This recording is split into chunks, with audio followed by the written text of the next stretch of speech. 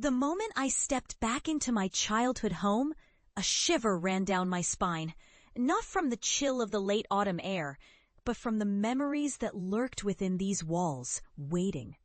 The chatter of my family floated through the bitter cold as they prepared for another Thanksgiving dinner, one that had always been filled with laughter and warmth, but now felt like the hollow echo of a joke whose punchline I had become.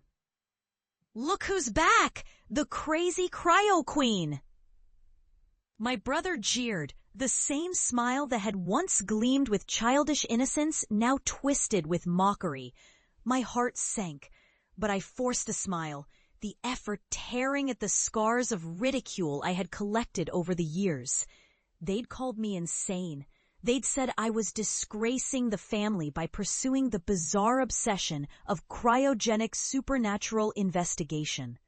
It had been years since I'd walked away from their contempt, years since I'd turned my back on their laughter, but the sting still burned fresh. "Has anyone checked the freezer for bodies?" my sister quipped, her eyes glinting with a mix of amusement and disdain. My parents stood behind her, expressions unreadable, caught between embarrassment and disbelief. I inhaled sharply, fighting the urge to relive the weight of their scorn. I'd left in a whirlwind of shame after exposing a chilling food safety cover-up. No one believed me when I insisted there was something unnatural about those industrial freezers, something that whispered of a hunger not meant for human consumption. I had spent years unraveling the threads of the grotesque, peeling back layers of frost. "I'm here to warn you," I replied, each word heavy with the weight of my revelations. "What I found is real and it's hungry. The world may dismiss it, but—" "Stop! Just stop!" my father interrupted, his face reddening with frustration. "You've had your fun with this nonsense, but you're just scaring everyone. You should have stayed away." But I had come back for more than warnings. I had come to show them the consequences of their disbelief. That night, as darkness draped itself over the neighborhood, I made my way to the basement, the one place I had spent countless hours studying. Among the dusty relics of my childhood, I had hidden my research, artifacts of a chilling nature, remnants of the horrors I had survived. Here, amidst the abandoned tools and forgotten memories, I would reveal my truth. "Come down," I called, voice steady despite the unease creeping into my chest. "I need you to see this." They exchanged hesitant glances, but curiosity overcame their reservations. One by one, they descended the creaking stairs, the air growing thicker with each step. I switched on the dim light. Shadows danced across the walls like phantoms, and I took a deep breath, fighting the memories clawing at my resolve. "Look," I said, gesturing toward the center of the room, where I'd set up equipment, a series of monitors flickering with cold blue light. Images of my findings surrounding us. I've documented what I've uncovered, the manifestations of cryogenic spirits, the echoes of those lost within the frost. This is just the beginning. My family's expressions shifted from skepticism to unease as they began to understand the gravity of my obsession.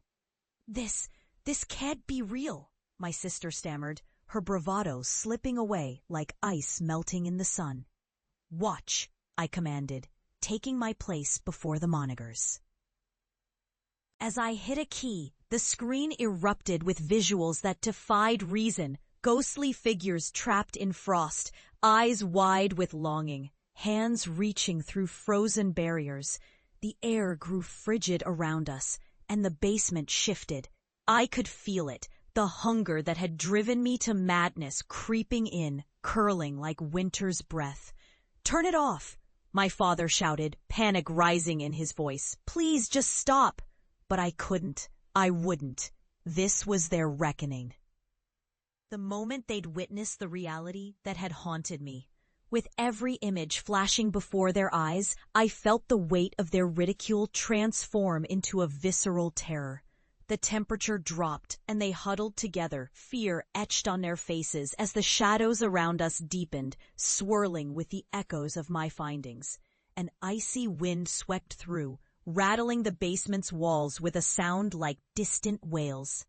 And then it happened. The manifestation I had feared but knew was inevitable. A figure materialized from the frost, a sorrowful wraith, eyes hollow yet brimming with a depth of unquenchable hunger. It reached for my family, fingers like icicles stretching toward them. Screams erupted as they backed away, terror flooding their gaze.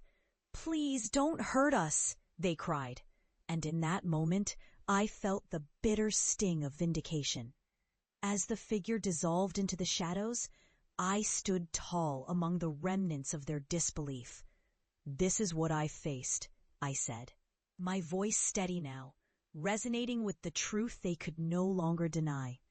"You mocked me, but I survived.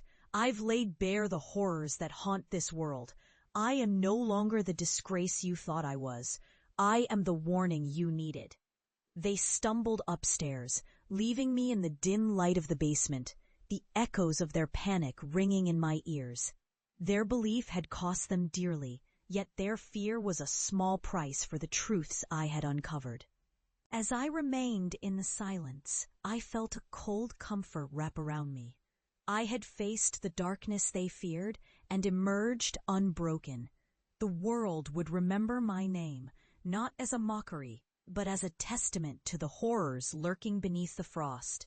And in that chilling solitude, I understood the true cost of disbelief. As I descended deeper into my work, shadows danced around me. For the first time, I was no longer afraid. My family had witnessed what they had dismissed. And perhaps now they would understand.